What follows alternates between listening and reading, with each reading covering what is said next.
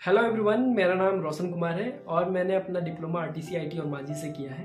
मेरा branch electrical and electronics engineering है और मैंने अपना D2D का एग्ज़ाम कुछ दिन पहले ही दिया था, 28 जून 2026 को।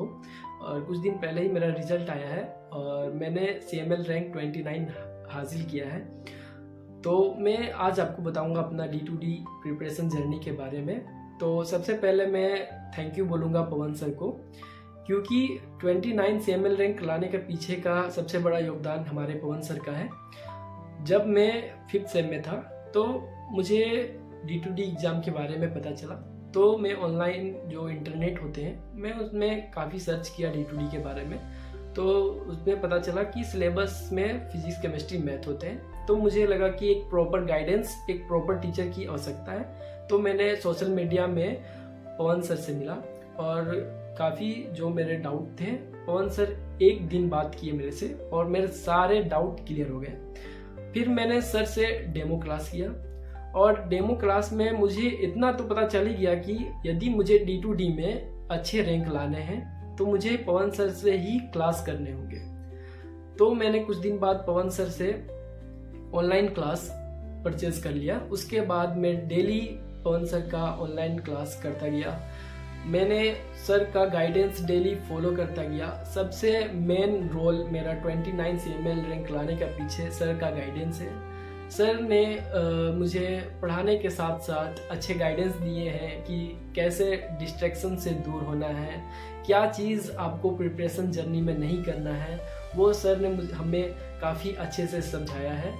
और सिलेबस में फिजिक्स केमिस्ट्री मैथ होते हैं, तो मेरा जो तीनों सब्जेक्ट काफ़ी वीक था मैं, क्योंकि जब आप फर्स्ट सेकेंड सेम में आते हो तो उसमें आपका फिजिक्स केमिस्ट्री मैथ होते हैं, थर्ड फोर्थ में आपका ब्रांच पेपर होता है और 1 साल का गैप होता है, तो आपको काफ़ी सारे चीज़ भूल जाते हैं। तो मुझे मेरे साथ भी ऐसा हुआ।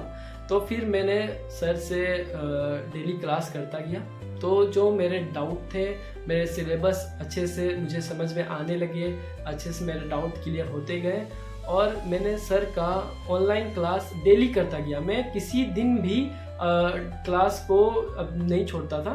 यदि किसी दिन मेरे जो काम होते थे उनकी वजह से मैं क्लास नहीं कर पाता था, तो पवन सर के जो स्टडी मटेरियल है, स्टडी कंटेंट है, वो मैं पढ़ कर भी आसानी से समझ जाता था, क्योंकि सर का जो पढ़ाने का तरीका और पढ़ाने का जो स्टडी मटेरियल है वो काफ़ी आसान भाषा में होता था। तो आपको आसानी से समझ आ जाएगा। यदि आप उसे रीड भी करोगे तो आपको इजीली वे में समझ में आ जाएगा। और सर का पढ़ाने का तरीका काफ़ी अच्छा है। आपको एक भी डाउट नहीं बचेगा क्लास में। यदि आपके पास कोई डाउट होता है, आप किसी भी टाइम सर से पूछोगे तो सर आपको ऑलवेज बताने के लिए रेडी है। तो इस D2D के जर्नी में आपको अच्छा रैंक लाना है तो प्लीज़ आप पवन सर से कनेक्ट हो।